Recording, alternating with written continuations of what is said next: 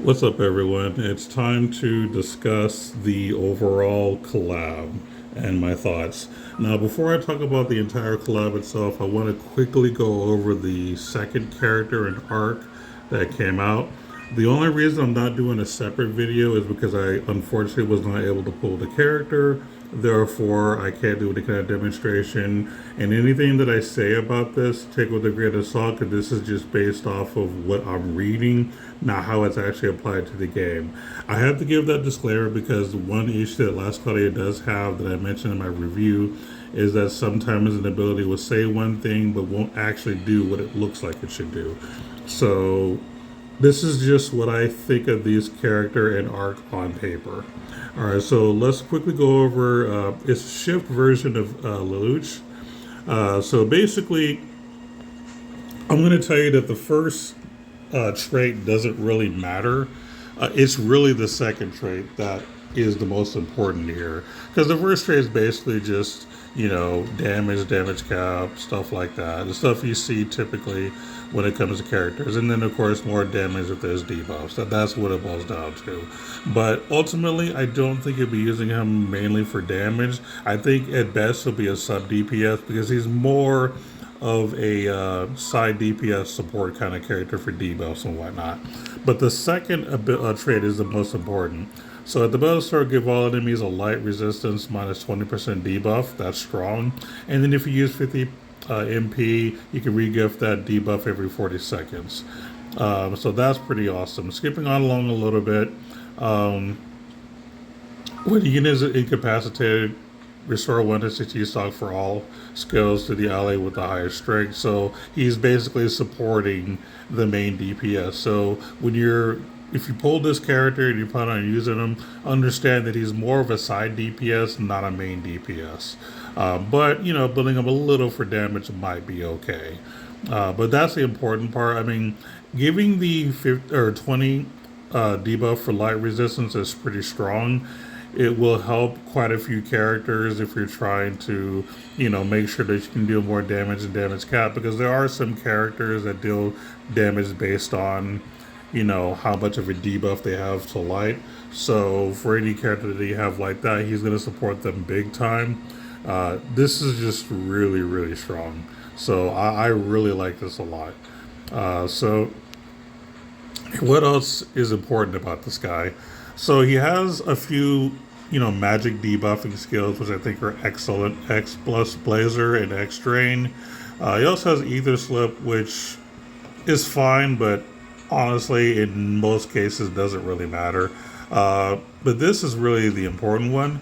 So give all enemies the Geass debuff that boosts damage taken by 50%. And then, of course, some damage cap, and then restore 1 to stock for all skills for other allies. So that's pretty cool. But with that in mind, if we go down just a little bit more, there are some abilities that work off of that. So we're going to skip down a bit because there's a few things to look at. First off,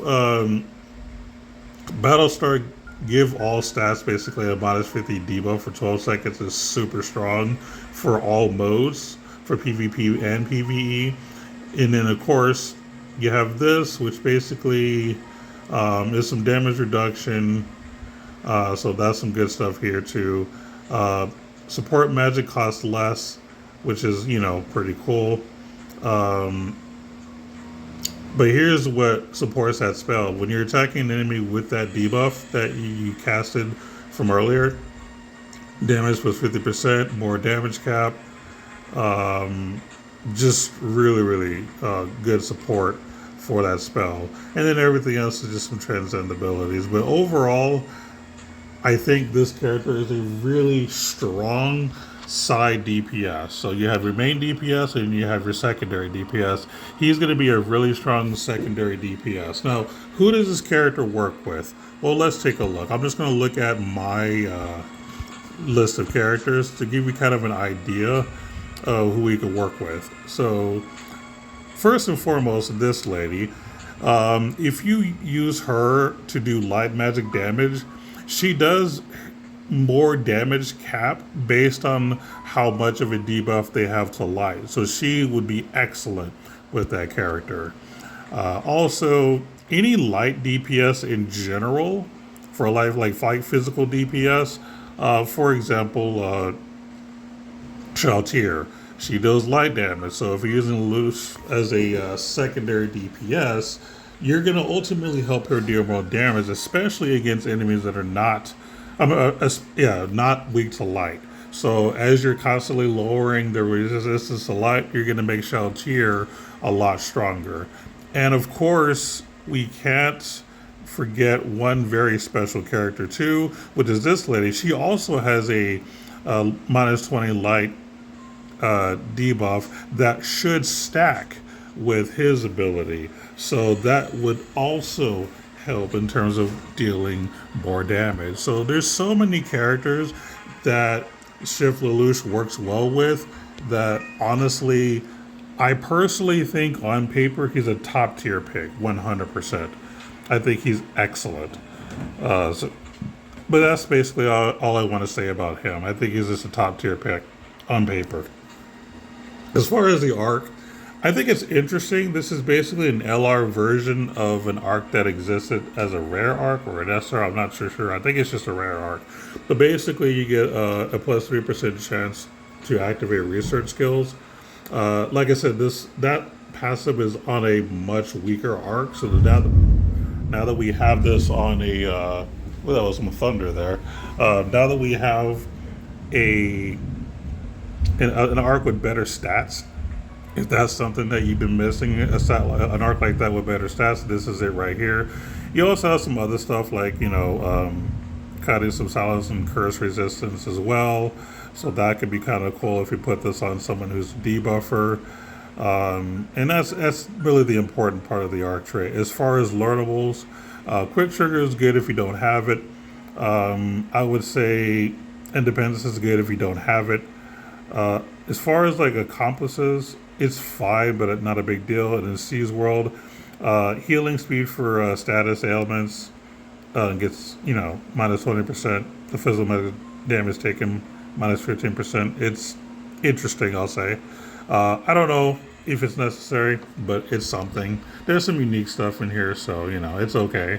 As far as the Ether Reward, it's an accessory that basically Battlestart restores your S skill 2 by 7 seconds. So basically, if you have a character whose S2 is very important, this would be a very good accessory to have on that character, which to me makes this a top tier Ether Reward because it's very unique.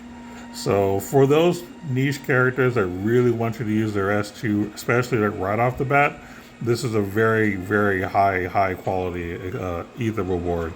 So overall, this is a pretty good arc, in all honesty. So unfortunately, I didn't pull either one of these. None of my free crystals, none of my tickets, nothing got them. So, not much to say. But I wanted to give that quick review before I talk about the collab itself. Now, going over the actual collab itself, I will say that it's an overall decent event. Basically, we have a map that we can use. You basically have to, us as a group, attack, a certain base over and over until we complete it and go to the next one. And then once we unlock the boss version, we can then start slaying the boss version. That's basically what it boils down to. And of course, you have your drill house, like we always have, and then your once daily quests, stuff like that. So you can also do that as well. But overall, the fact that we have our own little map that we can do stuff with, and this is kind of a group like event where we're constantly working together to do stuff, I think this is good. This is about the same kind of event we had the last time we had the Geass collab, or Code Geass collab. So again, very good event. I mean, this is a very interactive event where we're actually doing something together, lots to do, nice different stuff to look at. Very, very good. So the only other thing to just remember is that there is a unit damage ranking for those of you that care about ranking. So if you happen to have any of the 3 characters up here, you can, make an attempt to get a record. So good luck to those trying to get top 30. I did my one thing for Callan and I left it at that. I'm not really trying to push. I just wanted to participate and leave it at that. But good luck to those that are trying. So we do have a ranking event. We do have a map event. And To sum it up, I think this is actually a good collab. I actually don't really have anything major to complain about. And I say major, I have one minor gripe, not a huge deal, just a me thing.